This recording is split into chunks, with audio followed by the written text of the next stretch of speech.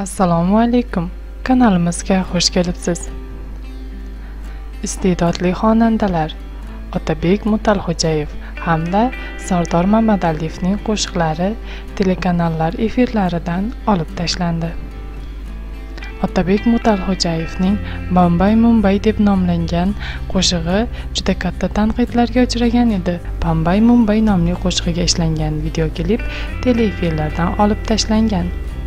Ma'lumotlarga qaraganda, O'zbek konsert davlat muassasasi rahbariyati xonanda Sardor Mamadaliyevning ham Omon Yor nomli qo'shig'iga ishlangan videoklipni efirdan olib tashlash bo'yicha milliy telekanal rahbariyatiga rasmiy xat yuborgan. Xabar qilinishicha, Sardor Mamadaliyevning Omon Yor qo'shig'iga ishlangan videoklip ham ommaviy axborot vositalari va san'atshunoslar tomonidan tanqidlarga sabab bo'lgan.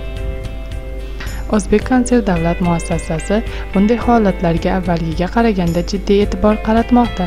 Bundan esa o'zimga xon, ko'lankam maydon deb yurgan yulduzchalarimiz xulosa chiqarsa, so'nggi pushaymonga hojat qolmasdi, deb yozadi qalampir.uz sayti. Kanalimizni kuzatishda davom eting. Dasturlarimiz sizga ma'qul kelayotgan bo'lsa, like bosishni unutmang.